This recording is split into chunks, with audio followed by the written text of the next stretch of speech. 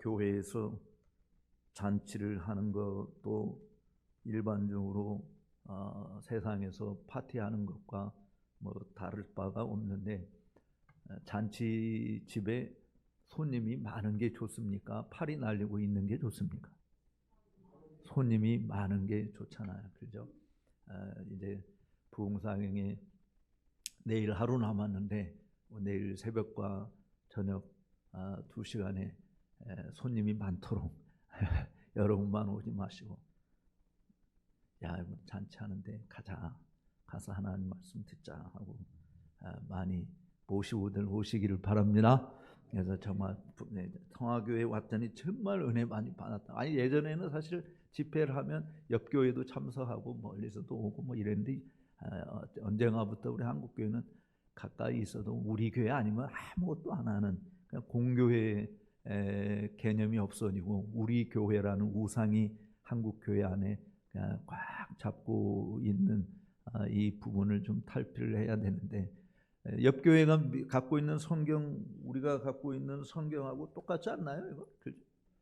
옆 교회가 믿고 있는 하나님, 우리가 믿고 있는 하나님하고 똑같은 분 아닙니까? 물론 요즘에 거짓 교사들이 많고 성경도 제멋대로 해석하고 하는 분들이 많아서 조심해야 되는 것은 분명합니다만은, 그래도 광고를 보고 강사가 누구냐, 그래도 저는 통신대신대로는 교수였던 분이래라고 하면 그래도 조금 네임밸류가 좀 있는 거 아닌가요? 그러니까 사람 모시고 오셔도, 또 여러분들이 오늘 새벽과 어제 저녁에 말씀을 들으면서 뭐 제가 헛소리 하는 사람은 아니고 그냥 하나님 말씀을 우리가 푹 풀어서 그 말씀을 통해서 은혜를 나누니까 좀 주변의 사람들도 모시고 오면 좋겠다 생각이 들고요.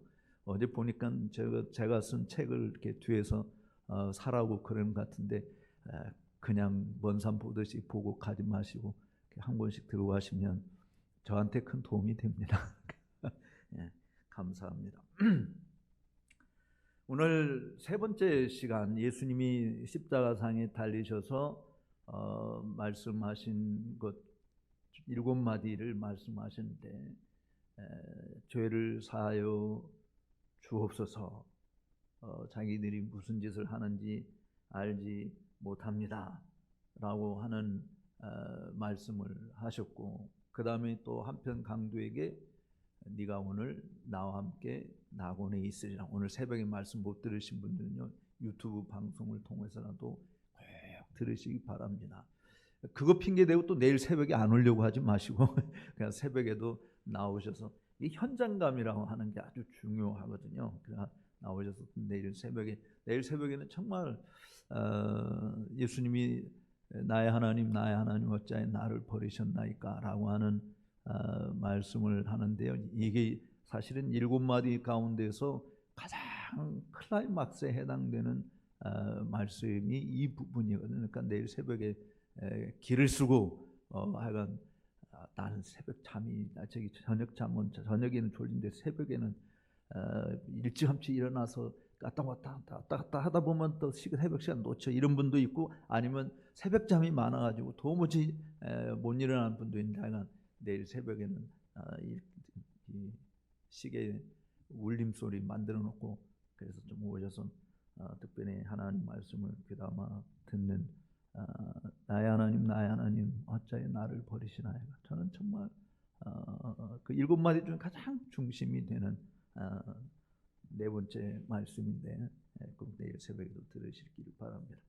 오늘은 세 번째로 예수님께서 어머니와 그 사랑하시는 제자가 곁에 섰는 것을 보시고 그 어머니에게 이야기하기를, 여자여 보소서 아들입니다. 그리고 그 사랑하는 제자에게, 보라 내 어머니라. 이 말씀이 무엇을 뜻하는가라고 하는 것을 우리 함께 살펴보도록 하겠습니다. 예수님이 십자가를 지고 골고다를 향하여 가는 길에는 두 부류의 사람들이 쫓아갔습니다. 하나는 일반 백성들이었고, 또 하나는 예수님을 위해서 예수님 때문에 가슴을 치며 슬피 우는 여자의 큰 무리가 있었습니다. 이건 누가복음 23장 27절에 보면 그렇게 표현하고 있어요. 그러니까 일반 백성들, 물론 이제 군인들도 예수님을 채찍질하면서 가는 사람들이 있었지만 그분은 일반 백성 구경꾼들이 있었고, 그리고 정말 그 가운데 가슴을 치며 슬피 우는 여자의 큰 무리가 있었다라고 했습니다. 백성들은 누가복음 23장 35절에 있는 말씀을 보면 대다수가 구경꾼들이었습니다. 십자가 사건을 구경하기 위해서 따라온 자들이었죠. 그들 가운데 한때는 예수님으로부터 한없는 긍휼과 사랑을 받은 자들도 있었을 것입니다. 그들을 위해서 주님께서 베푸신 가장 선한 일들을 두 눈으로 목격했던 자들이 있었던 것이죠. 병을 고침받고 따스한 위로를 얻고 교제를 함께 했던 자들도 섞여 있었을 거라고 봐야죠. 왜냐하면 여러분 같으면 나한테 은혜를 입은, 나한테 병을 고쳐주고 내 자식을 살려주고 나를 정말 사랑으로 대해 주셨고 친절하게 해 주셨고 오병의 기적같이 그런 일을 통해서 내가 먹고 배불리 먹고 이런 경험을 내가 했는데, 나한테 그런 은혜를 베푸신 분이 정말 십자가에 못 박혀 죽는다고 이게 질질 끌려가고 지금 골고다운도로 가고 있다는 소리를 들었을 때 여러분 같으면 집에 숨어 있겠어요? 나도 뭔 일이, 어떻게 도대체 이게 웬일이야 하고 몰래 뒤따라가서 보려고 나왔지 않겠습니까? 그러니까 그런 많은 사람들이 분명히 섞여 있었을 거라고 보는 것이죠. 그러던 그들이 이제는 십자가를 지고 가는 예수님을 구경하고 있었습니다. 속으로는 안타까워했을지 몰라도 혹시나 불이익을 받지는 않을까 염려하면서 사태의 추이를 지켜보는 자들이 대부분이었을 것입니다. 인생살이에서 대부분 목격할 수 있는 일들이잖아요. 우리도 그 당시에 죄송합니다. 그 자리에 있었다고 한다면 그들과 별반 다르지 않는 모습을 띠지는 않았을까라는 생각을 해봅니다. 정말 하나님께 감사한 게, 내가 그 당시에 그곳에 있지 않은 게 얼마나 감사한지. 내가 만약에 그곳에 있었다고 한다면 나도 십자가를 박아라, 이런 못된 짓을 하고도 남을 놈이 아니었을까 하는 생각을 사실은 그때 태어나지 않고 지금 태어나서 예수님을 믿게 되고 예수님의 말씀을 전하는 자가 되게 한 거 얼마나 감사한지 몰라요. 어쨌든 이런 구경꾼들이 줄줄 따라왔던 것과 달리 그 속에는 큰 무리의 여자들도 십자가를 지고 가시는 예수님을 따르고 있었습니다. 근데 그 여인들은 예수님의 그 고통당하는 모습을 보면서 가슴을 치고 슬피 울며 따라갔다. 보통 여인들이 아니라고 생각을 합니다. 요즘에 한국에는 이상한 개딸들이 있어가지고 좀 그렇더만, 이분들은 개딸이 아니고 정말 예수님을 사랑하는 근데 그 사랑하는 예수님이 정말 억울하게 잘못도 없는데 이렇게 죽어가는 그런 모습을 보면 자신들의 힘으로 어떻게 할 수 없는, 그래서 정말 울며 따라갔어요. 주님을 진짜 사랑하는 사람들이었다고 볼 수 있습니다. 그렇지 않고는 그렇게 슬피 울며 따라가는 일은 하지 않았을 거예요. 아마 그들도 그냥 구경꾼에 속해서 있었으리라고 보아집니다. 그런데 사랑의 마음을 잔뜩 지니고 따라온 여인들이었던 것이죠. 그 중에 그들 중 향해서 예수님이 십자가에 달려 있으면서 세 번째 하신 말씀이 바로 오늘 우리가 함께 살펴보려고 하는 거예요. 예수님의 십자가 곁에 어머니가 계셨고 또 그의 사랑하시는 제자, 누굴까? 이 사랑하는 제자는 누구겠어요? 이 요한복음, 오늘 우리가 요한복음 본문이었는데 요한복음을 쓴 예수님의 제자 사도 요한이죠. 요한이 그 곁에 있었습니다. 그리고 이 여자들, 큰 무리 중에 여자들이 울었다는데 거기에 보면 25절에 있는 말씀 보면 이모가 있었고 글로바의 아내 마리아와 막달라 마리아가 함께 서 있었습니다. 그러니까 여인들, 슬피 울며 따랐던 여인들 가운데 예수님의 어머니 마리아와 이모가 있었고 글로바의 아내 마리아도 있었고 그리고 막달라 마리아. 그러고 보니까 전부 다 이름이 마리아네 다. 어쨌든 그 여인들이 예수님 곁에 있었어요. 여기 이모라고 하는 사람은 살로메로서 세베대의 아내를 이야기합니다. 즉 요한복음을 기록하고 있는 사도 요한의 어머니가 바로 이 세베대의 아내이죠. 그래서 글로바의 아내 마리아는 아마도 작은 야고보와 요셉의 어머니, 마태복음 27장 56절이나 마가복음 15장 40절을 보면 이 작은 야고보와 요셉의 어머니였을 거라고 이야기합니다. 그리고 막달라 마리아는 누가복음 8장에 등장하는 7 귀신 들렸다가 주님의 은혜로 고침을 받은 여인이었죠. 그리고 우리가 잘 아는 대로 나중에 무덤가에서 부활하신 예수님을 만난 그 아주 훌륭한 여인이었어요. 이 여인들은 다 골고다 언덕 자체가 어떤 의미로 다가왔냐면 흉악무도한 죄인이 형벌받는 형벌의 장소로 달려온 거예요. 그러니까 죄수들의 사형 장소인 것이죠. 근데 이 십자가는 이 여인들뿐만 아니라 그것을 바라보는 모든 사람에게 그야말로 수치스러운 죽음, 저주스러운 형틀에 불과한 것이었습니다. 가장 치욕적인 죽음. 그래서 정말 보통 수치와 낭패를 겪는 죽음이 아닌 그런 곳이었는데, 아직 이 여인들은 예수님의 부활의 진리를 깨닫지 못한 상태에 있었잖아요. 그럼에도 불구하고 그 치욕의 현장에까지 예수님을 따라왔다라고 하는 것입니다. 우리가 잘 아는 대로 제자들은 다 도망갔잖아요. 지금 마지막 제자들 이 요한도 사실은 도망갔다가 후회하고 지금 돌아온 사람, 그러니까 유일하게 제자들 중에 돌아온 사람이 사도 요한이에요. 사실 다 도망갔어요. 근데 이 여인들은 도망가지 않고 어쨌든 이 십자가 현장까지 따라왔다. 이것은 사랑의 마음이 아니고서는 불가능한 것이라고 봐져요. 여러분들이 그 처녀 때 또는 총각 때 콩깍지가 끼면 어떻게 돼? 옆에서 누가 말하고 해도 만나러 가요, 안 가요? 안 갑니까? 누가 말하고 해도 가요. 사랑의 그 용광로에 들어가 있으면 그냥 그거 끌 수 없는 거예요, 사실. 그러니까 정말 예수님을 사랑하는 마음이 있으니까 죽음을 무릅쓰고 어떤 자기들에게 어떤 위험이 닥쳐올지도 모르잖아요. 그럼에도 불구하고 십자가 밑에까지 따라온 것이죠. 주님을 사랑하는 마음이 아니고서는 정말 나설 수 없는 일이라고 보아집니다. 그 여인 중에 육신의 어머니인 마리아와 사랑하는 제자 요한에게 하신 말씀이 오늘 본문의 내용인 것이에요. 여자여 보소서 아들입니다. 보라 내 어머니라. 이 말씀이 무슨 의미가 있나? 여러분 이 말씀을 처음 읽을 때 조금 충격이지 않습니까? 그죠? 여자요. 누구한테 하는 말이? 엄마 아니면 어머니 이렇게 불러야 되잖아요. 여자요. 보소서 아들입니다.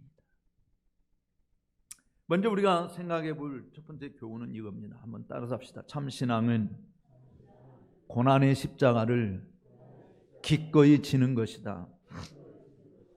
일단 우리가 예수님이 하신 말씀이 뭔지를 생각하기 이전에 이 여인들을 생각해 보면 진짜 신앙이라고 하는 것, 진짜 사랑이라고 하는 것은 고난의 십자가를 기꺼이 마지 못해서 억지로 하는 것이 아니라 기꺼이 짊어지고 가는 것이다.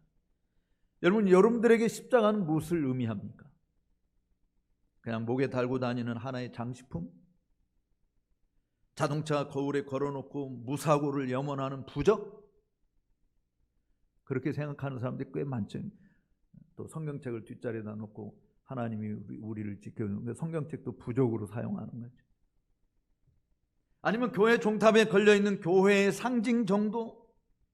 사실 성경에서 우리에게 가르쳐주고 있는 십자가는 예수 그리스도의 고난과 죽음을 의미합니다. 그거 외에 다른 거 없어요. 십자가는 예수 그리스도의 고난과 죽음, 왜 고난당하셨지? 왜 죽으셨지? 그것을 생각하게 하는 게 십자가예요. 주님의 십자가는 단순히 흉악무도한 죄인이 받는 형벌의 형틀이 아니라 죄와 허물로 죽은 인생들이 받아야 할 하나님이 쏟으시는 진노의 잔이었습니다.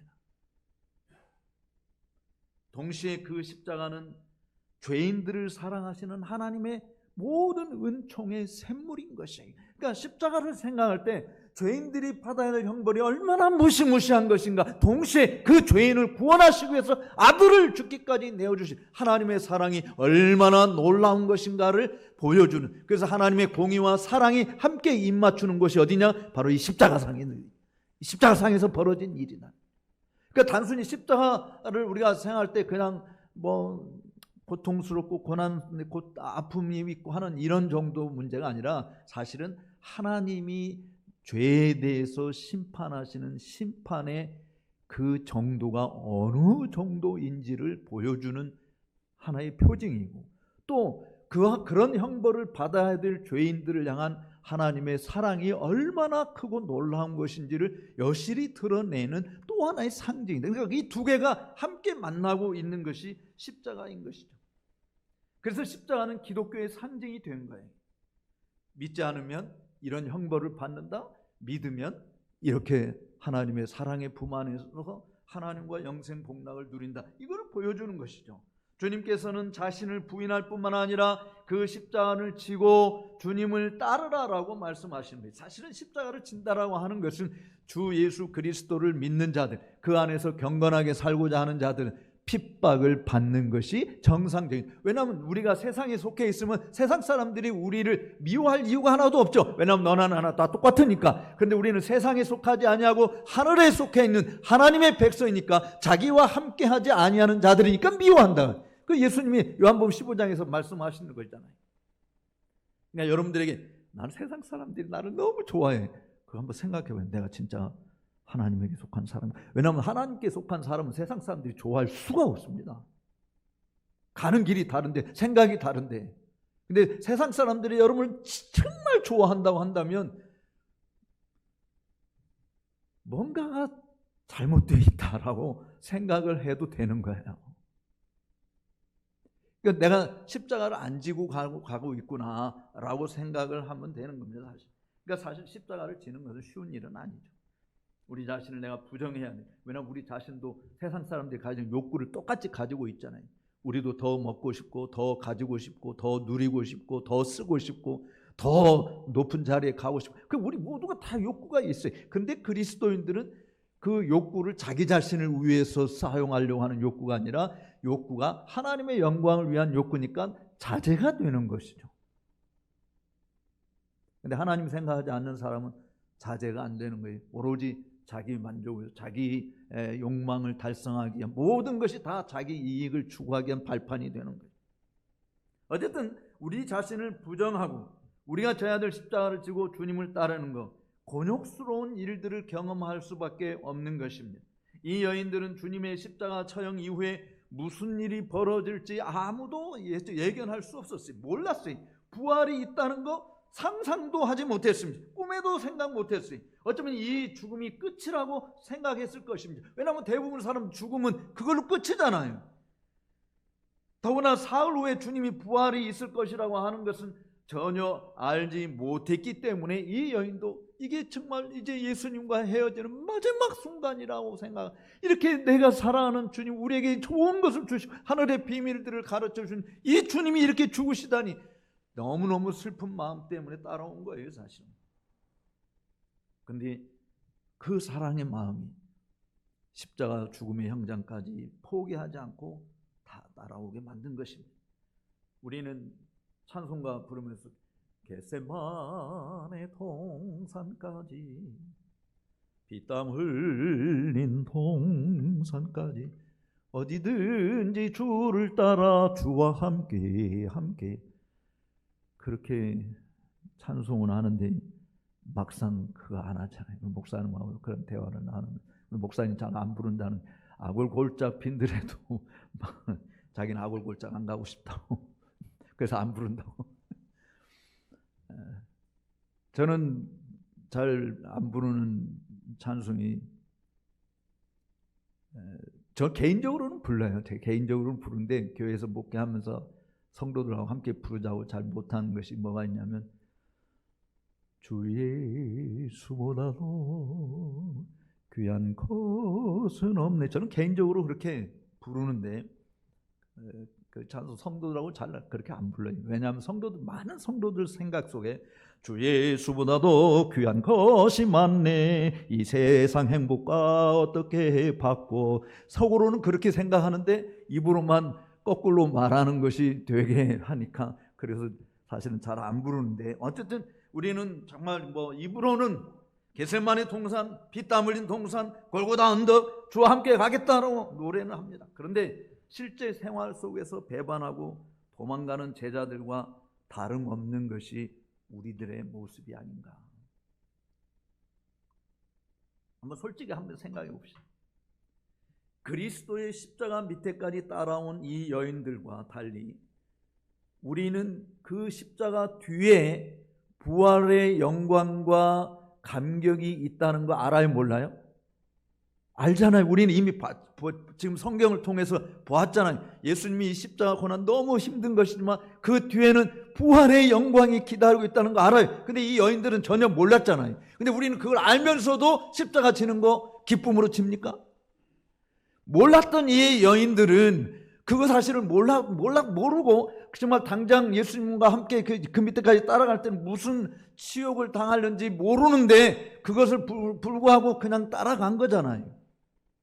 근데 우리는 부활이 있다, 이 고난 십자가 죽음 위에 부활이 있다라고 하는 것을 잘 알면서도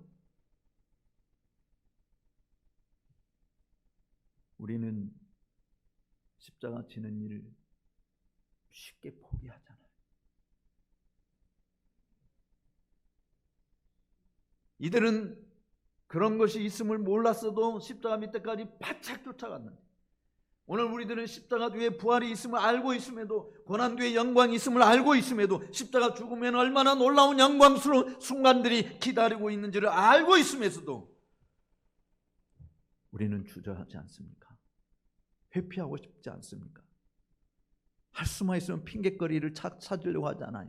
그래서 정말 이게 진짜 신앙을 가진 사람하고 무늬만 호박에다 줄거가지고 수박으로 만드는 사람하고 무늬만 그 교인인 사람하고 차이점이 거기에 있어요. 무늬만 교인인 사람은 목사님이 뭘 시키면 할 수만 있으면 안 할 핑계거리만을 찾고, 진짜 신앙인들은 할 수만 있으면 할 수 있는 이유를 찾는 거예요. 그게 달라요. 정말 여러분들이 그리스도인이라고 한다면, 내가 정말 그 주님이 나를 위해서 십자가에 못 박혀 죽으시고 나를 위해서 사흘 만에 다시 살아나시고, 그래서 그 예수를 믿으면 나도 예수님과 같이 의로운 자로서 멸망당하지 않고 영생을 누린다라고 하는 이 사실을 우리가 믿는다고 한다. 그게 진짜 여러분의 신앙이라고 한다면, 주님이 우리에게 요구하시는 거, 주님 이래서 안 돼요, 저래서 안 돼요, 이것 때문에 안 돼요, 이것 저 때문에 안 돼요, 이렇게 핑계거리를 찾으려고 하는 것이 아니라 어떻게 하면 그 말씀을 이룰 것인가, 그 순종할 것인가, 그 대책을 찾는 일에 우선이다라고 하는 것이죠. 그러니까 여러분들이 신앙생활을 잘 점검해 보시기 바랍니다. 어쨌든 이 여인들은 부활의 영광이 있는 거 몰랐음에도 불구하고 거기까지 따라간 거예요. 예수님께서도 사실은 이 사실을 알았어요. 예수님도 부활하신다는 거 알았잖아요. 그래서 히브리서 4장에 고백하고 있는 것처럼 앞에 있는, 히브리서 12장에 앞에 있는 영광을 내다보고 십자가 지는 부끄러움을 개의치 아니하셨다. 그러니까 주님도 앞에 십자가 뒤에 있는 부활의 영광, 그리고 주님 하나님께서 자기를 모든 이름에 가장 뛰어난 이름으로 높여주시고 모든 열방이 그를 주라 시인하고 모든 족속들이 다 그 앞에 무릎 꿇게 되는 그 놀라운 영광스러운 일이 펼쳐질 것이라고, 그거를 바라보고 십자가 지는 부끄러움을 개의치 않고 지셨다. 그럼 우리들도 똑같이 지금 말씀을 통해서 고난 뒤에는 영광이 기다리고 있다, 십자가 뒤에는 그야말로 말로 다 할 수 없는 기쁨과 감격이 우리 앞에 펼쳐질 것이다 라고 하는 것을 안다고 한다면, 핑계거리를 찾을 것이 아니라 순종할 이유를 찾는 것이죠. 그것이 여러분들의 남은 생애 동안 펼쳐질 믿음의 역사들이 되시기를 주의 이름으로 축복합니다. 찬송가에 있는 말 그대로, 가사 그대로, 십자가 그늘 밑에 나 길이 살겠네. 나 사모하는 광채는 주 얼굴 뿐이라. 정말 여러분들이 사모하는 게 뭡니까? 로또 복권 당첨되는 거?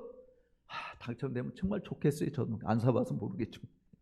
사보고 싶은 유혹이 많아요. 저도 속물이잖아요. 그죠? 목사. 그런 유혹이 있어요. 그런데 정말 찬송가에 있는 것처럼 내가 사모하는 광채가 뭐냐? 주 얼굴뿐이라. 이 세상 나를 펴려도 나 관계없도다. 내 한량없는 영광은 십자가뿐이라. 이런 고백을 우리가 함께 하실 수 있게 되기를 주의 이름으로 축복합니다. 십자가 밑에까지 따라온 이 여인들을 보십시다. 그들은 아직 부활의 영광을 보지 못했고 알지 못했어도 주님의 십자가 현장까지 따라왔다고 제가 말씀드렸어요. 근데 그들의 이러한 행동을 뭐라고 표현할 수 있을까요? 완전히 실성했네. 주님, 왜냐하면 사랑을 하다 보면 너무 사랑하면 상사병에 걸려가지고 이상한 일을 벌이지 않습니까? 그러니까 예수님을 너무 사랑해서 이 여인들이 완전히 실성했다라고, 미쳤다라고 사람들이 이야기하지 않을까요?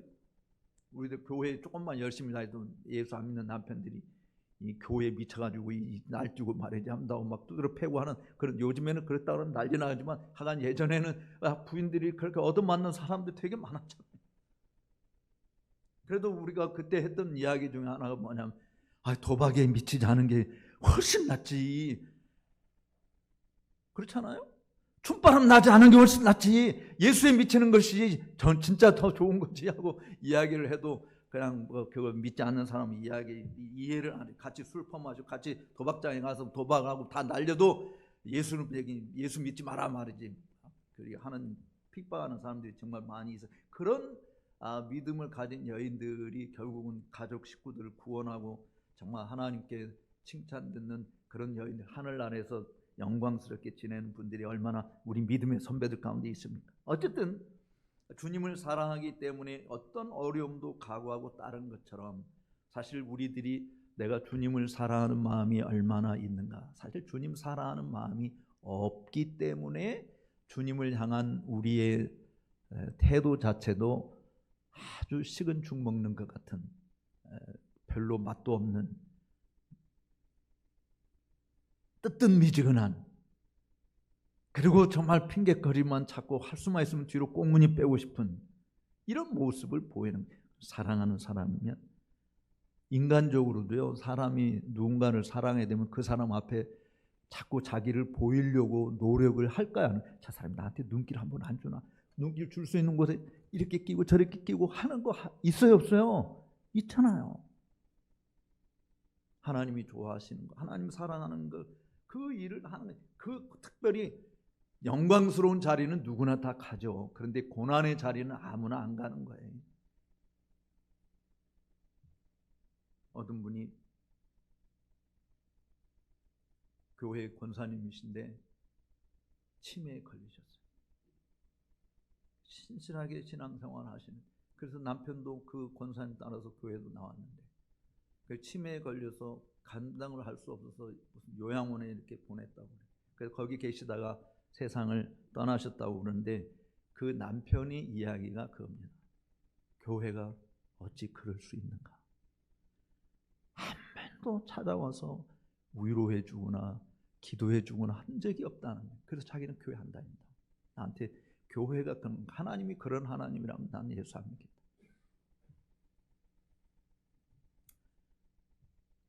정말 하나님을 사랑하는 사람은 어떤 고난이 있어도 그 고난을 극복하고 하나님 마음에 드는 일들을 하는 것인데, 특별히 주변에 있는 눈에 보이는 사람들, 어려움에 처해 있는 형제들, 누구도 돌아보지 않는 사람들, 그런 사람들을 이름 없이 빛 없이 찾아가서 돌아보고 위에서 기도해주고 살펴주는 그런 사랑을 드러내는 여러분들이 되시기를 바랍니다. 그리스도인이라고 하면서 십자가를 지려고 하지 않는 것, 주님의 약속을 신뢰하는 믿음도 없고 주님을 사랑하는 마음도 없음을 드러내는 것이죠. 오늘날 이것이 현대 기독교인들의 문제입니다. 정말 우리가 주님을 사랑하는가? 주님을 믿는다고 말하면서 주님을 향한 뜨거운 사랑이 없는 사람들은 주님을 위한 고난의 현장에 동참할 수가 없습니다. 주님과 아픔을 함께 할 수 없는 것이죠. 주님의 고난을 함께 지고 가는 일들은 꿈에도 꿀 수 없는 것이죠. 병든 자들을 고치시고 기적의 역사가 일어나고 폭풍우를 잠재우는 놀라운 현장에는 너도 나도 함께 할 수 있으려고 합니다. 아니, 함께 하려고 기회를 쓸 것입니다. 자기가 필요로 할 때 주님께 달려갈 수 있는 사람은 무지기수입니다. 그러나 주님께서 우리를 필요로 하실 때 그분 곁에 있어 드릴 수 있는 사람은 많지 않아요. 그래서 진짜 누가 친구냐, 내가 망해볼 때 진짜 누가 친구인지 안다고 그러잖아요. 망할 때 끝까지 곁에 남아서 위로하고 격려하고 힘이 되어주는 사람. 잘 나갈 때는 사람들 많이 따르잖아요. 세상이 그런데 교인들도 그러면 되느냐. 오히려 잘 나갈 때는 한 발짝 물러서고 못 나갈 때 정말 어렵고 낙심될 때 곁에 서서 다가와서 정말 냉수 한 그릇 대접하고 따뜻하게 위로의 말이라도 하고 그런 일을 통해서 참 하나님이 살아계시다. 하나님이 우리를 버리지 않고 함께 하신다. 라고 하는 것을 보여줄 수 있는 것이 되어야 되겠죠. 주님 편에 주님이 우리 편에 계시다라고 하는 건 누구나 바라는 것이지만 나는 주님 편에 있는가라고 하는 건 또 다른 문제라고 하는 것입니다. 그런 사람은 적어요. 주변의 많은 백성은 대다수가 다 조롱과 비난을 퍼붓는 자들이었잖아요. 고난의 현장에 십자가의 죽음의 현장에 그리스도와 함께 하려고 하는가 아니면 숨을 구멍만 찾아다니는가. 롯의 시어머니 나오미에게 롯이 이야기한 것처럼 말이죠. 어머니의 가는 곳에 나도 가고 어머니께서 머무는 곳에 나도 유숙하겠나이다. 야, 그래서 이방 여인이지만 다윗의 조상이 됐잖아요. 그 조상 밑에 예수님이 태어났잖아요. 엄청난 복을 누린 게 이방 여인인데 이방 여인. 골고다 언덕까지 기꺼이 가겠다고 여러분들은 정말 말하실 수 있겠습니까? 물론 베드로는 그렇게 고백했다가 실패했죠. 낭패를 겪었어요. 우리도 그럴까봐 두려워하는가요? 그러나 부활하신 주님을 만난 후에 베드로가 180도 달라졌습니다. 그는 십자가에 거꾸로 매달려 죽는 일을 택하기까지 예수 그리스도를 따랐어요. 절대로 배반하지 않았어요. 그러니까 원래 우리 말에 한번 배신한 놈은 또 배신한다라고 하는 말이 있는데 베드로에게는 그게 해당이 안 되는, 그리스도인들에게는 그게 해당이 안 되는 거죠. 내가 십자가 지는 걸 거부했지만 그리스도를 만난 후에는 도저히 거부할 수 없는, 그래서 이제는 주를 위해서 목숨 바쳐 충성하는, 베드로는 자기가 예수님처럼 십자가에 달려 죽을 수 없다고 해서 거꾸로 매달려 죽었잖아요. 우리의 경건도 우리의 열심도 우리의 지식도 사실은 주님을 향한 사랑이 없으면 아무것도 아닌 것입니다. 사랑이 메마르고 눈물이 없는 시대에 우리 모두에게 필요한 것은 주님을 향한 뜨거운 사랑으로 다시 태어나는 것입니다. 첫사랑을 회복하는 거예요. 회복하지 않은 에베소 교회는 촛대가 옮겨져서 망했잖아요. 첫사랑을 회복하란 말이에요. 그것은 십자가에 못 박히신 예수 그리스도를 경험할 때만이 이루어지는 것입니다. 그 십자가를 다시 바라보고 지금 그 사랑을 온 몸으로 품으시기 바랍니다. 십자가의 이 사랑이 여러분의 온 몸과 영혼에 넘치도록 가득 차서 우리를 위하여 기꺼이 자신의 몸을 내어주신 예수 그리스도를 겸허히 따르는, 그래서 정말 주님의 영광을 위해서 우리의 남은 생애를 일생 동안 헌신하는 그런 성도들이 되시기를 바랍니다. 여러분, 기독교의 첫 순교자인 스데반을 생각해 보십시오. 그가 바라본 장면이 뭐였습니까? 돌에 맞아 죽을 때 사도행전 7장 56절과 57절에 있는 말씀 보면 성령이 충만하여 하늘을 우러러 주목해서 돌을 던지고 있는 사람들을 본 것이 아니라 하늘을 우러러 주목하니 하나님의 영광과 예수께서 하나님 우편에 서신 것을 보고, 우리 사도신경 고백할 때마다 예수님께서 하늘 보좌에 뭐하고 계시다고 고백해요? 하늘에 오르서 하나님 보좌 우편에 뭐 하시다가? 앉아 계시다가. 근데 지금 스데반이 본 장면은 뭐예요? 하나님 보좌 우편에 예수님 뭐 하고 계셨다고? 서 계셨다. 아니, 우리 신앙 고백하고 틀리네. 아니, 우리는 하나님 보좌 우편에 앉아 계시다가 심판으로 다시 오신다고 그랬는데, 아니, 스데반이 본 모습은 예수님이 하늘 보좌 우편에 서 계시네. 왜 틀릴까요? 일반적으로 하나님 보좌 우편에 성경에 이렇게 보좌 우편에 앉아 계시죠. 근데 스데반이 순교당할 때 첫 순교자나, 첫 순교자인 스데반이 죽으실 때 예수님이 일어서셨어요. 일어서셔서 뭐 하셨을까요? 마치 저는 이런 거라고 생각을 해요. 여러분 지금 요즘에 운동회 있는지 모르겠는데, 예전에 우리 운동회 할 때 달리기 뭐 하고 되면 부모님들 뭐 친척들 다 오잖아요. 와서 막 응원을 해요. 근데 달리고 있는 우리 자식을 보니까 막 1등, 2등 막 다투고 있을 때 가만히 앉아가지고, 야, 빨리 더 달려, 힘내, 이렇게 하는 부모 있을까요? 일어나가지고, 야, 잘한다, 야, 일어날까, 계속해서 막 힘차게 응원하는 게 정상이잖아요. 예수님이 보좌에 앉아 계실 수가 없었던 거예요. 첫 순교자가 오는데 예수님이 그를 보고 위로해 주는, 격려해 주는, 포기하지 마, 내가 있는 이곳에 오라고.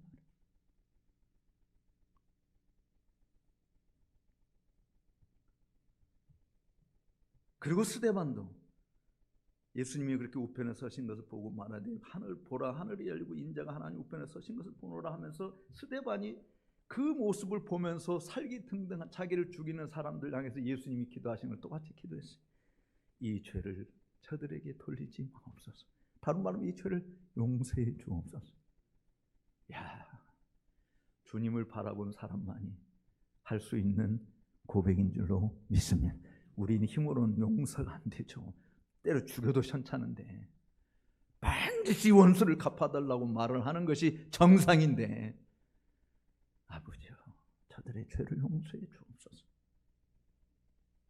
주님의 말씀을 지키고 장로교 신앙을 지키다가 숨져간 17세기 언약도들 중에 마가렛이라고 하는 18살 먹은 소녀가 있어요. 그 마가렛도 똑같이 그 당시에 이 바닷가에 말뚝 박아놓고 양손 몸을 묶어서 밀물이 들어오면 물에 잠겨서 죽이는 일을 했어요. 그 먼저 같은 마가렛이라는 이름을 가진 40대 아줌마가 먼저 그렇게 순교를 당했어요. 그 순교당하는 모습을 보면서 병사가, 야, 너도 네가 뭘 보고 있냐? 너 저렇게 죽을 거냐? 아니면 예수님 부인하고 나 살 것이냐? 그러자 이 18살 먹은 소녀가 이야기합니다. 나는 내 동료가 죽어가는 모습을 보는 것이 아니라 나를 위해서 십자가에 달리신 그리스도를 보노라. 나는 그 그리스도를 포기할 수 없다. 그래서 이 18살 먹은 아이도 똑같이 나무 막대기에 달려서 물에 잠겨서 죽었어요. 저는 그 순교 장소를 가봤어요. 여전히 그 당시에 그 말뚝이 거기에 있습니다. 사랑하는 여러분, 고난보다 영광을 더 사모하고 십자가보다 멸관을 더 흠모하는 시대 정신은 기독교의 본질과는 정반대입니다. 기독교에는 영광이 없는 게 아닙니다. 멸관을 배척하는 것이 아닙니다. 그런데 고난을 통한 영광이에요. 십자가를 통한 부활의 기쁨인 거예요.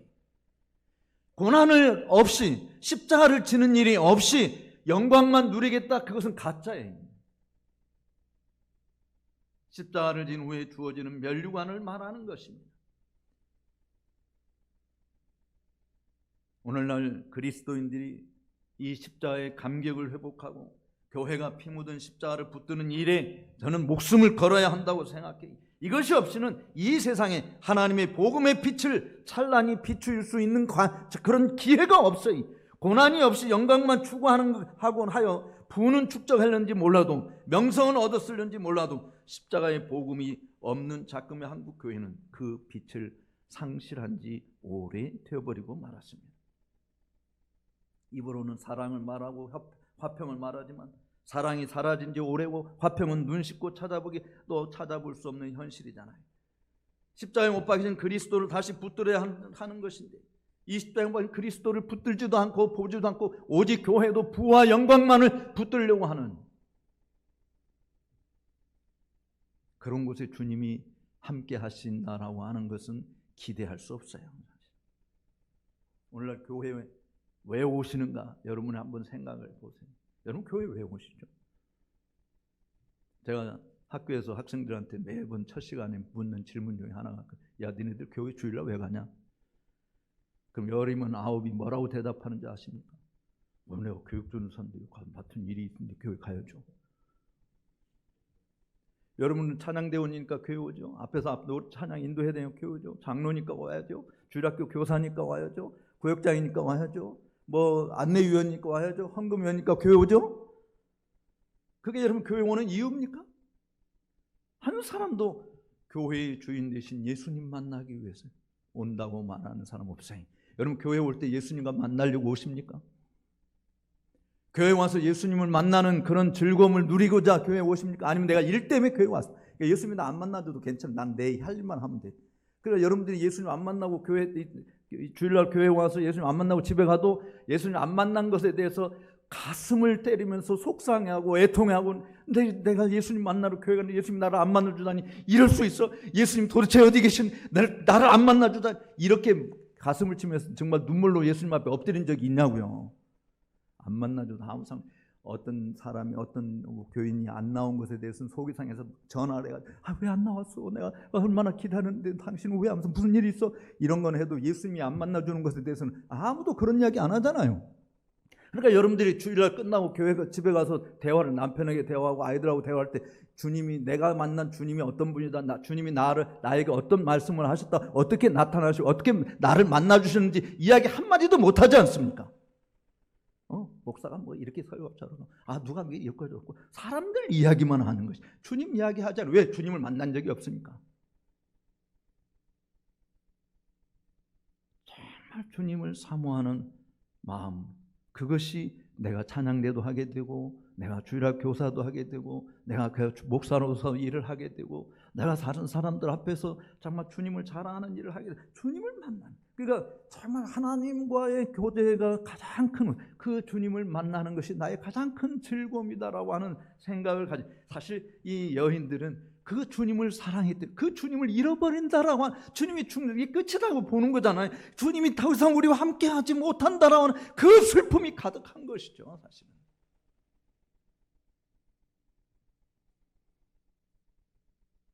저는 여러분들이 교회에 올 때마다 오늘 강사 목사가 뭔 이야기를 하는가 들으러 가자 그게 아니고 강사를 통해서 하나님께서 나에게 무슨 말씀을 하시는가라고 하는 것을 귀담아 들으시고 그 말씀을 붙잡고 승리하는 믿음의 사람들이 다 되시기를 주의 이름으로 축복합니다.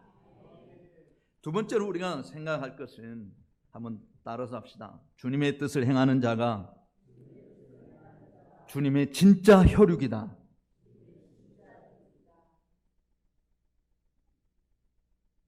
이제 주님께서 주님을 사랑하여 십자가까지 쫓아온 여인들 그 중에 육신의 어머니인 마리아와 그의 사랑하는 제자 요한에게 하신 이 세 번째 말씀을 본론으로 들어가 보겠습니다. 여자여 보소서 아들이니이다. 여기 아람어로 여자여라고 하는 구나이 그런 뜻입니다. 구나이 이 표현은 어머니를 부르는 적절한 호칭이 아니에요.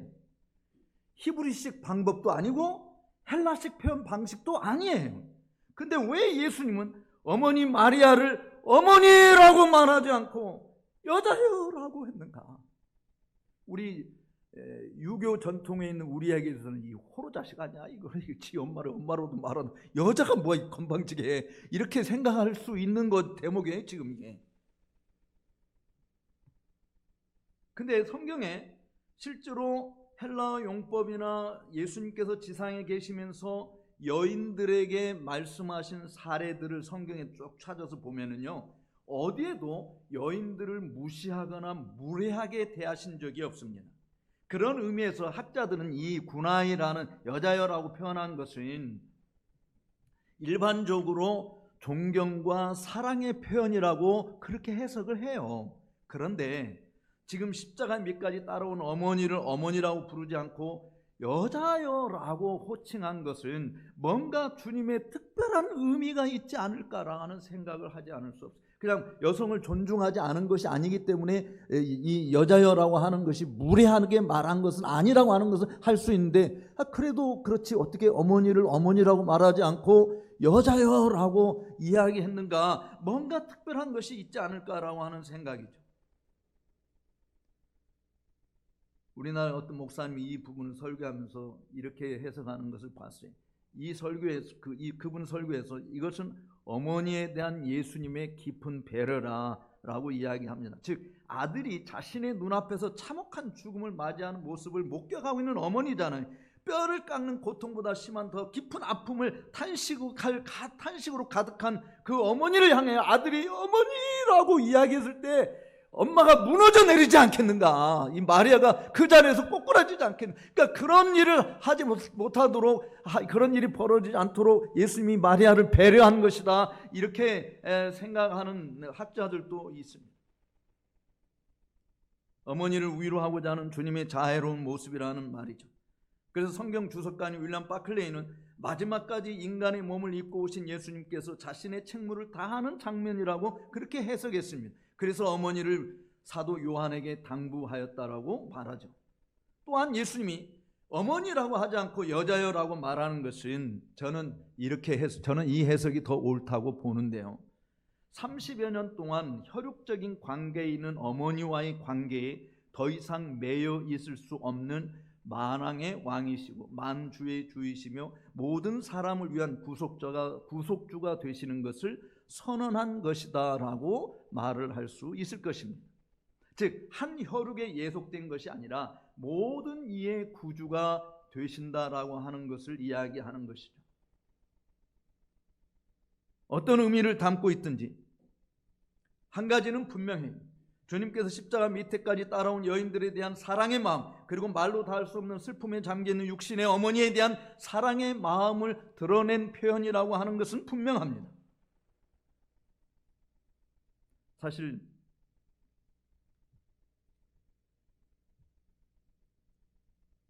온몸으로 우리를 구원해 주신 주님이잖아요. 우리를 버리거나 떠나지도 아니하시고 언제나 함께 하시며 우리를 도와주시는 주님이세요. 우리는 이것을 잘 실감하지 못하고 살 때가 너무 많습니다. 근데 정말 나를 사랑하시는 강력한 증거가 무엇인지 확실히 경험하고 싶은 생각은 없나요? 그 증거는 주님의 십자가예요. 사실 부정할 수 없는 사실이 주님의 그 십자가를 붙들어야 될 이유가 그거 있어요. 나를 사랑하사 자기 몸을 내던지신 거잖아요. 그는 주님의 사랑만이 가능한 것입니다. 그래서 마음으로 이 십자가를 붙드는 것이 필요한 겁니다. 나를 사랑하는 명백한 증거는 이것밖에 없어요. 잠시 물질적인 문제를 해결해 주시고 육신의 건강을 주시고 세상에서 좀 더 나은 삶을 살도록 인도하여 주시는 것으로 주님이 나를 사랑해 라고 말하는 것이 되어서는 안 되는 것이죠. 그건 어린 아이들이나 하는 일이에요. 어린 아이들은 여러분들이 바깥에 나갔다 들어오게 되어지면 여러분들을 반기는 것도 있지만 여러분들보다 더 반기는 게 뭐예요? 여러분의 손에 들려진 보따리가 더 반갑잖아요. 엄마 아빠가 나를 위해서 뭘 사오셨는가, 이게 더 반갑잖아요. 그러니까 엄마 아빠 돌아오는 거 그것도 기쁘다고 말을 하지만 그것이 우선적인 관심이 아니고 엄마 아빠 손에 뭐가 들려있는가. 근데 성숙한 자식은 엄마 아빠가 뭘 들고 오느냐 거기에 우선적인 것이나 오늘도 무사히 돌아오게 해주신 하나님 감사하며 엄마 아빠를 생각하는 거잖아요. 그러니까 여러분들이 하나님이 주시는 선물을 생각하고 하나님 나를 사랑해 라고, 그는 하나님이 주는 선물, 예를 들어서 애들을 우리가 쉽게 꼬실 수 있는 이유는 가자 두고 뭐 먹을 거 주고 하면은 내가 자기 친엄마 아빠가 아니더라도 그거 준다 그러면 따라가잖아요. 그러니까 친엄마 아빠가 아니더라도 누구든지 그런 건 줄 수 있어요. 사단은 그걸 더 잘 주지.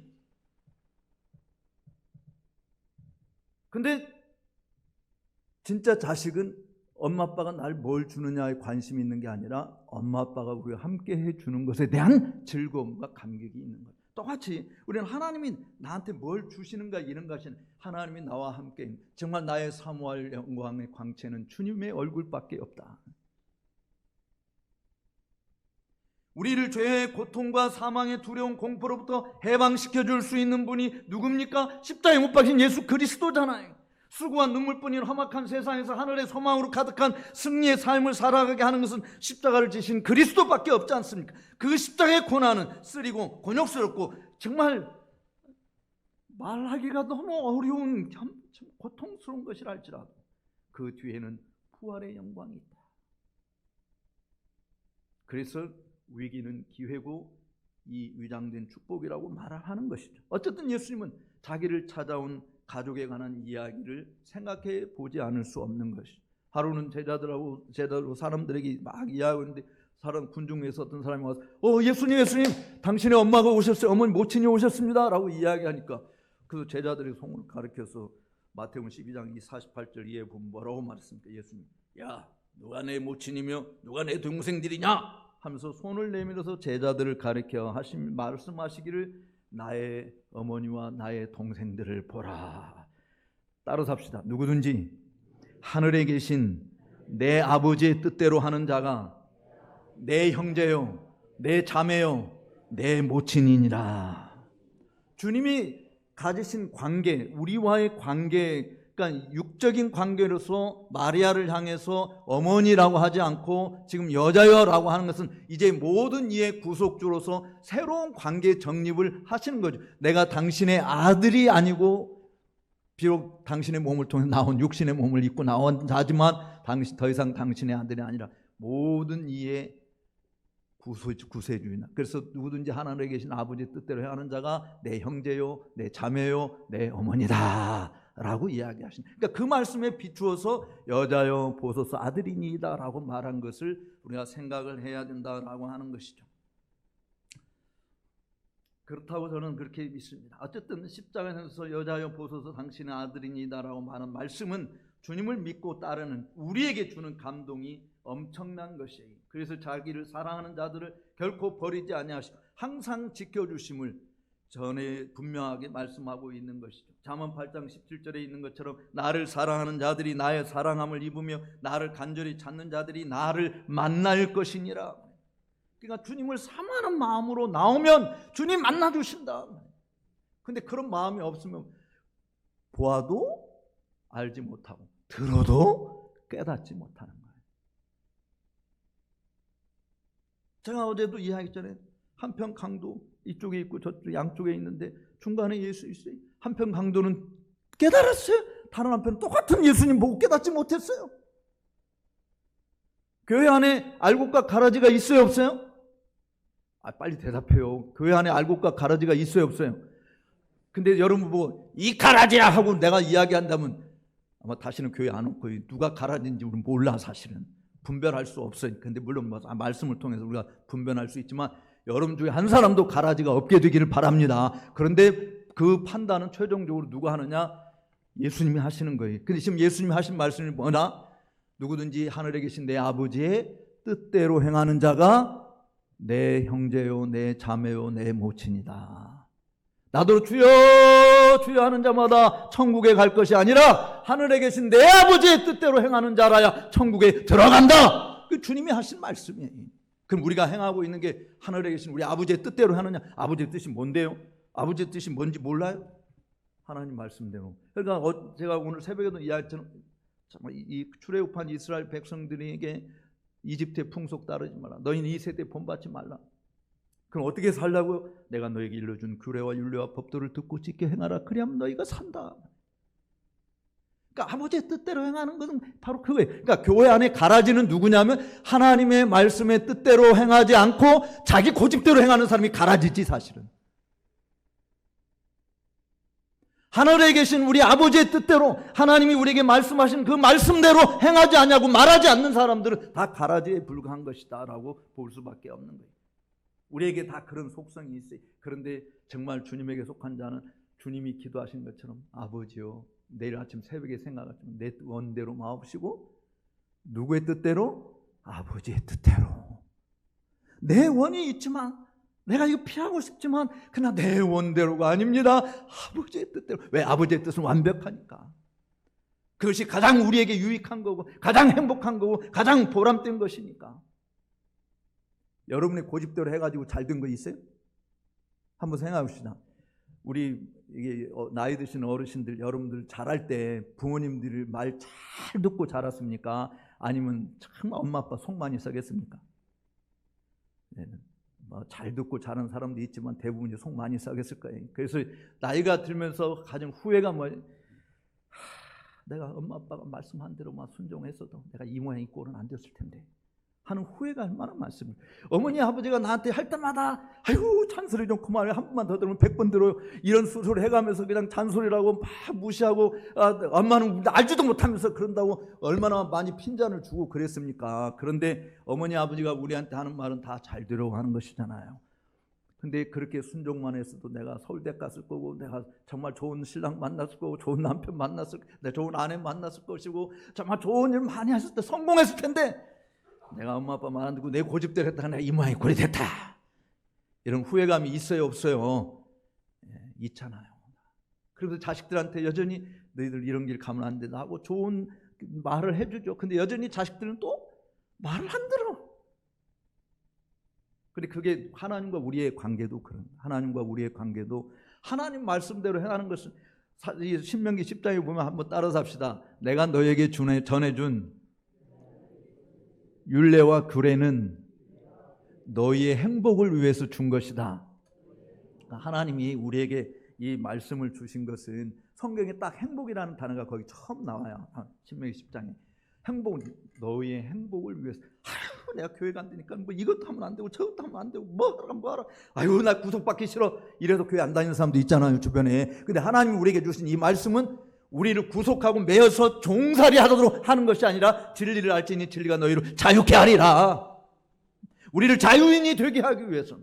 여러분들이 정말 나 구속받고 싶지 않다고 이야기해서 뛰쳐나갈 수 있어요. 여러분 마음대로 살 수 있어요. 예를 들어서 저기 물속에 있는 고기가 물 밖으로 나올 수 있는 권리가 있어요 없어요? 물 밖으로 나올 수 있는 권리가 있어요 없어요? 있죠. 물속에서 사는 물고기도 물 밖으로 나올 수 있는 권리가 있어요. 근데 그 권리를 행사했다가는 죽는 목숨이거든. 그러니까 여러분들이 하나님 말씀 벗어나서 살 수 있어요. 그건 여러분의 권리예요. 여러분의 자유예요. 근데 그 자유를 행사했다가는 죽는다.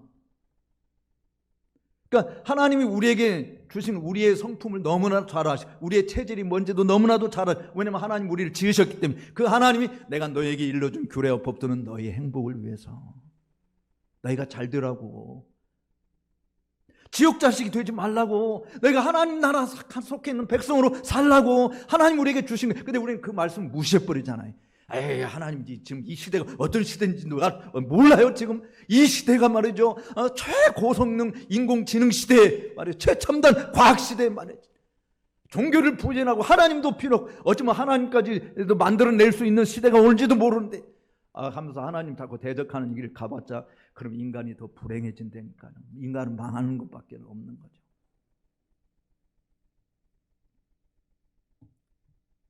정말 간절히 주를 찾는 자, 주님을 만나는, 그래서 정말 주님의 말씀대로 행하는 것이 여러분의 문제 해결하는 최고의 지름길인 것을 믿으시기 바랍니다. 우리 교회의 문제도 여러분들의 생각대로 말하지 마세요. 당의원들이라고 막 함부로 말하고 교회 중직자로 함부로 말하고 그런 것이 아니라 항상 하나님의 말씀에 근거해서, 하나님 말씀이 이렇게 말하지 않습니까? 그 말을 하는 거예요. 왜냐하면 사도 베드로가 베드로전서를 쓰면서 베드로전서 4장 8절에 누구든지 말을 하려거든 뭐를 하는 것 같이 하라? 하나님의 말씀을 말하는 것 같이 말하라. 누구든지 봉사하려거든 어떻게 하라? 하나님이 주시는 힘으로 하는 것 같이 봉사하라. 내 힘으로가 아니고 내 지식으로가 아니고 내 상식으로가 아니라 하나님이 우리에게 주신 이 기록된 말씀을 따라, 내가 노래를 부르는 것도, 내가 기도를 하는 것도, 내가 다른 사람을 섬기는 것도 하나님이 뭐라고 말씀하시는지 그것을 귀담아 듣고 그렇게 행하는 것이 우리가 해야 할 일이다라고 하는 것이. 그러니까 목사님이 어떤 일을 할 때 성경에 위배되는 일을 하면 따를 필요가 없는 거죠. 왜? 그건 성경이 아니니까 목사님 하기 소리지. 근데 교회는 진리의 기둥 같아요. 그래서 목사가 세워진 이유는 하나님의 진리의 말씀을 여러분들에게 전해서 그 진리의 말씀으로 여러분들이 배불리함을 얻고 힘을 얻어서 하나님의 교회를 온전히 세워가는 일에 기꺼이 수종들어 섬기는 자가 되고 그리스도의 장성한 분량의 일까지 잘하도록 하기 위하여 하나님이 교회에 직분자를 세워주신 줄로 믿습니다. 그리고 사도 요한에게 마리아를 가르쳐서 뭐라고 말하냐면 야, 내 어머니라 이렇게 이야기했어요. 어머니 마리아를 사도 요한에게 부탁한 이유가 뭘까요? 물론 예수님은 하나님이시니까, 하나님 아들이니까 마리아에게 여자여 내 아들 당신의 아들입니다라고 하면서 걱정하지 마소서 내가 당신을 끝까지 지키고 돌봐주겠습니다 이렇게 말하셔도 되잖아요. 근데 예수님이 그렇게 말하지 않고 오히려 제자에게, 사도 요한에게 내 어머니다 라고 부탁을 합니다. 이것도 주 안에서 새로운 가족관계의 모습을 보여주는 장면이라고 말해요. 다시 말하면 예수님의 십자가는 비록 혈육적인 관계가 아니더라도 혈육적 관계보다 더 친밀한 새로운 가족 관계가 이루어지는 것임을 보여주는 것입니다. 그리스도 때문에 하나님 나라 백성이 되고 왕실 가족의 일원이 되는 것임을 보여주는 것이죠. 영적인 가족 관계를 형성하여 서로 사랑하고 서로 기뻐하며 함께 은혜 안에 거하는 것을 이야기하는 겁니다. 그러나 우리는 주님께서 당신의 보배로운 피로 십자가상에서 이루어 놓으신 이 가족 관계를 훼손하거나 깨트리는 일을 너무 많이 하는 거죠. 물론 배교의 길을 감으로 일어나는 일이기도 하지만 그것보다도 서로 미워하고 다투는 일로 얼마나 고통스러운 일들이 벌어집니다. 왜 교인들끼리 다투면 화해가 되지 않을까요? 왜 성도들이 싸우면 갈라쓰는 것밖에는 해결 방법이 없나요? 저는 그리스도의 십자가 사랑이 뭔지 몰라서 하는 소리라고 봐요. 그리스도의 십자가 사랑에 전폭적으로 자신을 맡기지 아니하기 때문에 자기 이익만 추구하는 것이죠. 여러분의 이익보다 더 중요한 게 하나님의 영광이고 여러분 개인의 명예보다 더 중요한 게 교회의 명예예요. 목사가 뭐라고 교회 명예 실추시킵니까? 장로가 뭐라고 교회의 그리스도의 이름을 더럽힙니까? 정말 십자가의 사랑이 뭔지를 안다고 한다면 예수님께서 남자나 여자나 종이나 자유인이나 헬라인이나 유대인이나 그리스도 안에서 다 하나이니라. 돈 때문에 차별하고 배움 때문에 차별하고 외모 때문에 차별하고 소유 때문에 차별하고 지위 때문에 차별하고 이것은 그리스도의 십자가 사랑이 아니에요. 저는 영국에서 유학생활을 하면서 80년대 제가 유학생활을 했는데 8년 동안 그곳에서 공부하면서요 한 번도 인종차별을 느껴본 적이 없습니다. 제가 영국에 처음 갔을 때 제가 한국에서 왔다 그러니까 어떤 사람이 나 손을 붙들고 아니 한국에서 어떻게 탈출해 오셨습니까? 이러더라고요. 아니 한국에서 탈출이요?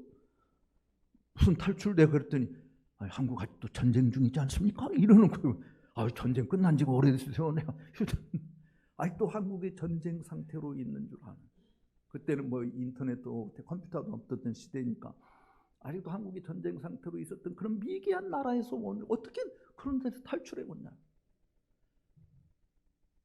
그런 유색인종인 나를 백인들만 모이는 교회에서 설교하게 하고 그들을 돌아보게 하고 그들을 위해서 기도하고 목회하도록 방학 때마다 저는 이제 방학 때 가난한 유학생이니까 그렇게 교회 가서 섬기면 이제 교회에서 사례비를 주니까 그거 모아가지고 학비 내고 하느라고 다른 사람 다 식기 닦게 하고 그러는데 저는 백인들 모이는 교회에 가서 사실은 목사처럼 이렇게 목회를 했어요. 방학 때. 유색인종인 나에게 그러니까 스코틀랜드의 역사상 처음으로 동양 사람이 백인들 교회에 어쨌든 설교하고 목양하는 기회를 갖게 해 주셨는데 인종차별 저는 못 느꼈어요. 왜 못 느꼈냐? 그리스도인들의 사랑이 저를 품어주고 저를 세워주고 저를 도와주기 때문에. 우리나라에 온 외국 사람들, 여러분 주변에 외국 사람들 있잖아요. 그리스도인들만 품어줄 수 있어요. 우리 한국 사람은 특별히 차별 많이 하잖아요. 한민족이라고 그래가지고. 그런데 여러분 차별하지 마시고 그들도 동일하게 하나님의 형상으로 지음받은 자들이고 그들도 동일하게 예수의 피로 구속함을 받으려야 될 존재들인 것이잖아요. 그러니까 우리 그리스도인들은요 이 땅에 두 부류의 사람들밖에는 없습니다. 세상 사람들은 피자 덩어리, 여러분 피자 잡수실 때 통째로 들고 잡수십니까? 잘라서 드십니까? 잘라서 드시잖아요. 먹을 만큼 잘라서 드신다고. 그러니까 우리가 이 세상을 피자 덩어리로 보면 사람들은 자기 입맛에 맞게 잘라요. 돈이 있느냐 없느냐, 잘생기느냐 못생기느냐, 높은 자리 있느냐 아니냐, 뭐 부자냐 가난한 자냐, 뭐 또 잘생기느냐 못생기느냐, 까맣냐 희냐, 뭐 이런 걸 따라서 자기 나름대로 다 입맛에 맞게 잘라서 먹어요. 그런데 그리스도인들에게는 피자 덩어리는 한 번밖에 안 자릅니다. 어떻게 자릅니까? 예수 그리스도를 주로 믿는 자들 하나, 그리고 예수 그리스도를 주로 믿어야 될 자들 하나, 이 두 가지밖에 없어요. 여러분이 그렇게 사람들을 대하십니까? 여러분들 여전히 차별하고 있는 거 아닌가요? 왜 우리 그리스도인들이 하나님의 이 십자가 사랑의 의미를 깨닫지 못하고 여전히 자기 고집대로 사는가? 그래서 교회가 욕먹는 이유가 거기에 있는 거예요.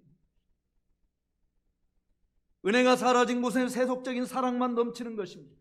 그렇게 그런 모습이 마치 친목계 모임에 나오듯이 교회 안에서도 세상적 사랑의 교제는 넘치고 있어요. 그리스도의 십자가 사랑의 강권함을 받아 그 사랑으로 서로 사랑하는 일은 발생하지 않는 것입니다. 산악회 때문에, 축구 동호회 때문에, 탁구 동호회 때문에, 또는 동네 무슨 모임 때문에, 인간적인 관계 때문에 그렇게 친교를 나누지만 그리스도의 십자가의 사랑 때문에 교제를 나누는 일들이 없단 말이죠. 교회의 진짜 하나됨은 오로지 그리스도의 십자가 사랑 안에서만 형성이 되는 것입니다. 주님이 세 번째 이 유언의 말씀은 마리아에게 한 말씀보다 사도 요한에게 한 말씀, 내 어머니라고 하는 말씀이 사실은 더 큰 핵심이에요. 주님을 버리고 도망간 제자였잖아요. 그러나 주님이 죽기 전에 돌아온 것이라고 밖에는 추정할 수 없는 상황이지만 사도 요한에게 주님께서 내 어머니라고 이야기했어요. 예수님에게서 가장 힘든 시간에 사랑하는 모든 제자가 다 도망갔어요. 가장 사랑을 많이 받은 요한도 도망치고 말았어요. 그런데 그 다른 제자들보다 먼저 회개하고 돌이켜서 예수님에게 더 지금 온 거예요. 돌아온 그의 마음이 어땠을까요? 누구보다도 자신을 사랑해준 그 주님 앞에 고개를 들 수 없었을 것입니다. 처참한 모습으로 십자가에 달려 계신 주님을 바라본 사도 요한도 아무 말도 할 수 없었어요. 고개만 떨어뜨리고 하용없는 눈물만 흘렸을 것입니다. 잠시라도 주님을 버렸다고 하는 뼈저린 후회가 눈물로 범벅되었을 것이에요. 그런 요한에게 주님은 침묵을 깨시고 말씀하십니다. 보라, 내 어머니라.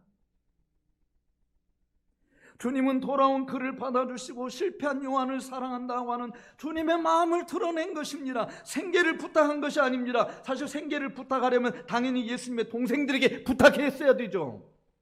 동생들이 버줄 수 있는데, 그러나 요한에게 내 어머니라고 이야기한 것은 실패한 요한을 향한 주님의 변함없는 사랑을 나타내는 표현이라고 보지 않을 수 없습니다. 그리고 아직까지 주님의 동생들은 예수님을 믿지 않았잖아요. 이때까지도. 그래서 마리아를 불신자인 동생들에게 맡기신 것이 아니라 그리스도 안에서 새로운 가족 관계를 형성한 사도 요한에게 보라, 내 어머니라 라고.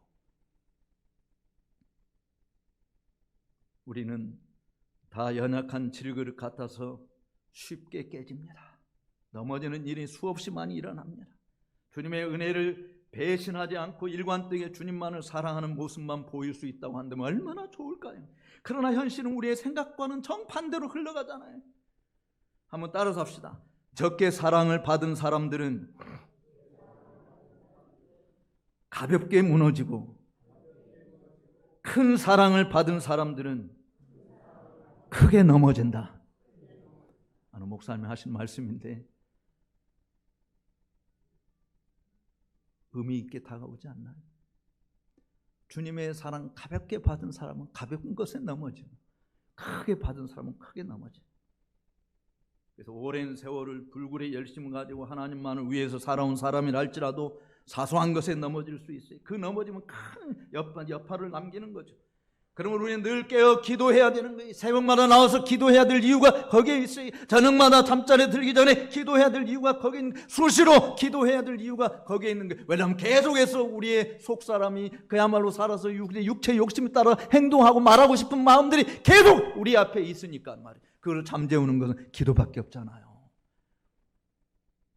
여러분의 목사에게 기대하는 게 뭡니까? 골프 잘 치는 거예요? 사회적 인간관계 잘 맺고 지내는 거예요? 아니잖아. 여러분의 목사에게 기대할 건 딱 두 가지밖에 없어요. 우리 목사는 말씀의 사람이다. 우리 목사는 기도의 사람이다. 여러분, 목사가 여러분들에게 기대할 것도 이 두 가지. 여러분들이 말씀대로 사시고 기도하며 사시는 사람들. 그것이 교회가 가장 우리 주님이 이곳에 임재하시기를 기뻐하는 유일한 방편인 줄로 믿으시기를 바랍니다. 말씀을 맺으려고 합니다. 예수님은 우리의 죄를 꾸짖지 않으셔요. 사도 요한을 보시고 이 못된 놈 말이지, 내가 잡혀갈 때 너 도망쳤잖아, 너 나쁜 놈 말이지, 그리고 지금 와? 예수님 그렇게 꾸짖지 않았어요. 베드로를 부활하신 다음에 베드로 만났잖아요. 야 베드로야, 내가 너한테 어떻게 했는데 너 그럴 수 있어? 아이 그것도 때문에 이 작은 소녀 이 여종한테 너 나 모른다고 저주까지 하면서 맹세하면서 나 모른다고 해? 이 나쁜 놈 말이지. 나 너 그렇게 안 봤다. 너 나한테 그랬잖아. 너 내가 어디 다른 사람 다 주를 버리고 간다 그랬더니 나는 주를 버리지 않고 뭐 중대까지 따라가겠다고 그렇게 호언장담하는 놈이 나를 이렇게 버리고 쉽게 배반해? 예수님이 그렇게 할 수도 있잖아요. 만났는데 너 잘 만났다. 섭섭한 이야기 하실 수 있잖아요. 근데 예수님이 그렇게 말하지 않아요. 요한에게 보라 내 어머니다 라고 이야기하신 것처럼 베드로에게는 내 양을 치라, 내 양을 먹이라 라고 말씀하셨어요. 여러분, 죄졌다고 자책가지고 정말 나는 주님 앞에 가까이 나올 수 없다고 두루 숨지 마세요. 오히려 주님 앞에 나와서 용서받으시고 우리를 꾸짖지도 아니하시고 우리를 내치지도 아니하시고 우리의 죄악대로 채취하지 아니하시고 우리의 모든 죄악을 사하시고 우리의 생명을 파멸해서 구속해 주시는 그 주님 붙들고 다시금 주를 위해서 살아가는 그런 멋쟁이 그리스도인들이 다 되시기를 주의 이름으로 축복합니다. 기도하겠습니다.